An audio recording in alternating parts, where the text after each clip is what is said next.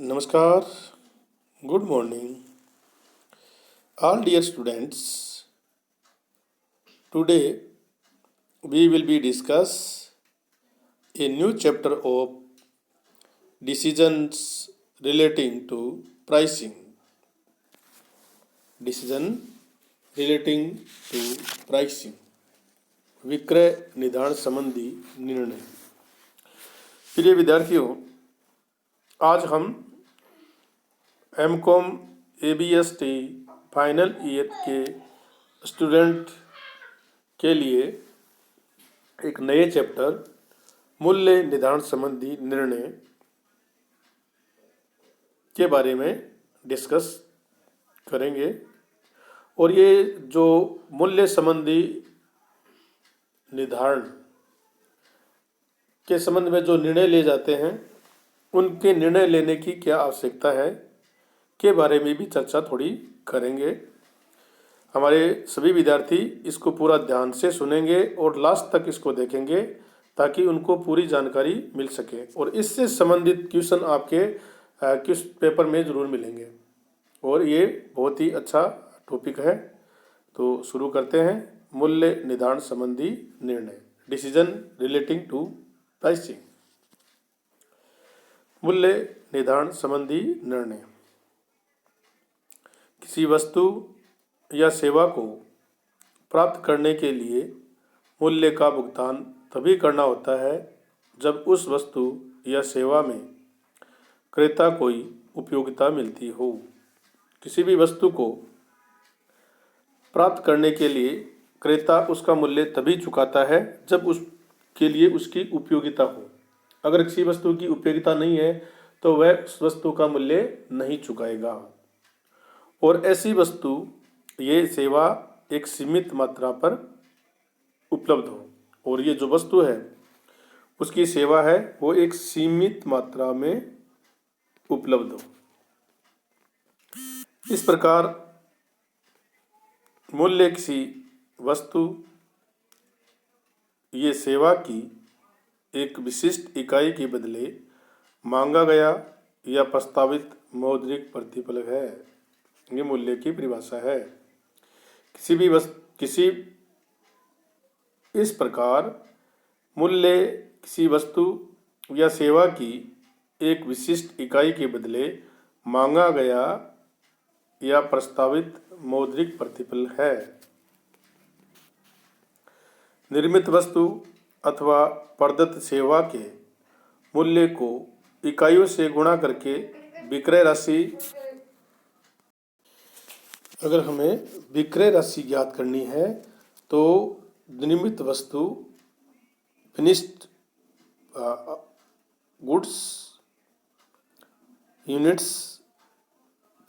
इन units अथवा प्रदत्त सेवा के मूल्य को, जो मूल्य आता है उस मूल्य को क्या करेंगे, इकाइयों से गुणा कर देंगे तो विक्रय की राशि ज्ञात हो जाएगी। विक्रय राशि ज्ञात हो जाएगी जिसे हम कुल आगम कहते हैं, टोटल रेवेन्यू बोलते हैं। क्या बोलते हैं? टोटल रेवेन्यू आपको कैलकुलेट करना है तो क्या करेंगे, इकाइयों से निर्मित अथवा प्रदत्त सेवा के मूल्य को गुणा कर देंगे तो कुल आगम की राशि में प्राप्त हो जाएगी। एक व्यवसाय संस्था के लिए शुद्ध लाभ कुल आगम पर ही निर्भर करता है। एक व्यवसाय जो संस्था होती है उसके लिए शुद्ध जो लाभ है वो कुल आगम पर निर्भर करता है। संस्था द्वारा निर्मित वस्तु के बाजार का विस्तार करने के साथ साथ समय समय पर मूल्यों में परिवर्तन करना होता है। बाजार में अगर आपको विस्तार करना है तो समय समय पर आपके प्रोडक्ट का मूल्य है वो चेंज होता रहना चाहिए। अतः वस्तु का मूल्य संस्था के विक्रय संवर्धन संबंधी प्रयत्नों का सक्रिय मापदंड माना जाता है। सक्रिय मापदंड कौन माना जाता है? वस्तु के विक्रय संवर्धन संबंधी प्रयत्नों को सक्रिय मापदंड माना जाता है। वर्तमान प्रतिस्पर्धात्मक युग में व्यवसाय के सफल संचालन व उसके उद्देश्य तथा लक्ष्यों को प्राप्त करने के लिए उसके द्वारा निर्मित की जाने वाली वस्तुओं अथवा प्रदान की जाने वाली सेवाओं के मूल्य के संबंध में नीतियां बनाना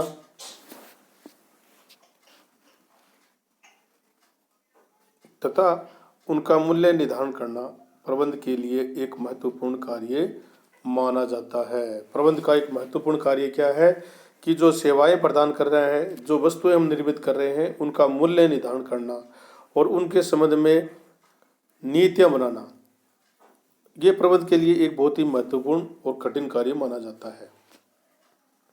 क्योंकि वर्तमान का जो युग चल रहा है वो प्रतिस्पर्धात्मक युग है और इस युग में व्यवसाय तभी सफल हो सकता है जब उसके उद्देश्य और लक्ष्यों को प्राप्त करने के लिए हमें मूल्यों का निर्धारण और उसके संबंध में नीतियां बनाना, जो एक महत्वपूर्ण कार्य है, वो अच्छे तरीके से किया जाए।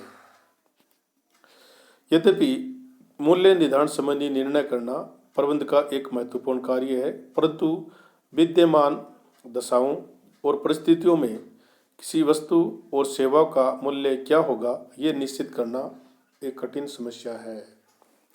वर्तमान जो परिस्थितियां चल रही हैं, कोरोना काल चल रहा है, उसमें किसी भी वस्तु का मूल्य अगर हमें डिसाइड करना है, किसी भी सेवा का मूल्य अगर डिसाइड करना है, तो एक बहुत ही निश्चित कार्य है, बहुत ही कठिन कार्य है। क्योंकि अगर हमें किसी वस्तु का मूल्य निर्धारण करना है तो हमें बहुत सी बातों को ध्यान में रखकर उसका मूल्य डिसाइड करना होगा। बहुत ही कठिन कार्य है। इसका प्रमुख कारण ये है कि फर्म का बाजार पर कोई नियंत्रण नहीं होता है। जो फर्म है उसका बाजार पर कोई नियंत्रण नहीं होता है। फर्म अपने साधनों से किसी वस्तु का उत्पादन तो अधिकतम कर सकती है। अगर फर्म है वो अपने साधनों से वस्तु का उत्पादन तो मैक्सिमम कर सकती है, परंतु ये आवश्यक नहीं कि समस्त उत्पादन बाजार में बेचा जाए। अब जरूरी नहीं है कि जो इतना प्रोडक्शन हमने कर लिया उतना प्रोडक्शन को हम मार्केट में सेल कर सकें। इसके लिए ज़रूरी है कि हमें हमारा बाजार के पर कोई नियंत्रण नहीं होता है, बाजार पर नियंत्रण नहीं किया जा सकता, परंतु हम वस्तु का उत्पादन तो अधिकतम कर सकते हैं और इसका विक्रय होगा ये संभवतः हमें पता नहीं होता है कि समस्त उत्पादन बाजार में बेचा जा सके। क्योंकि एक फर्म वस्तु का प्रत्येक इकाई विक्रय मूल्य न तो इतना ऊंचा रख सकती है कि उस वस्तु का विक्रय करना संभव नहीं हो।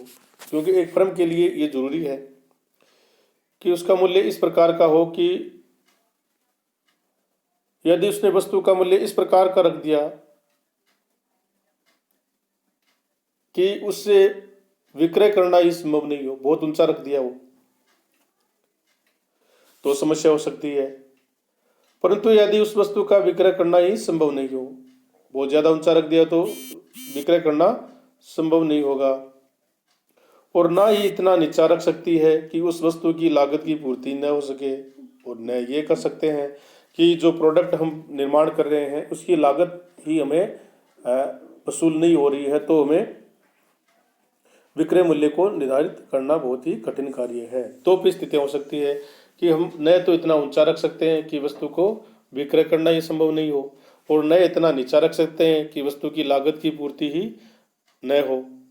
इन दोनों बातों में हमें ध्यान में रखना है और इनको ध्यान में रखते ही हमें वस्तु का मूल्य डिसाइड करना है।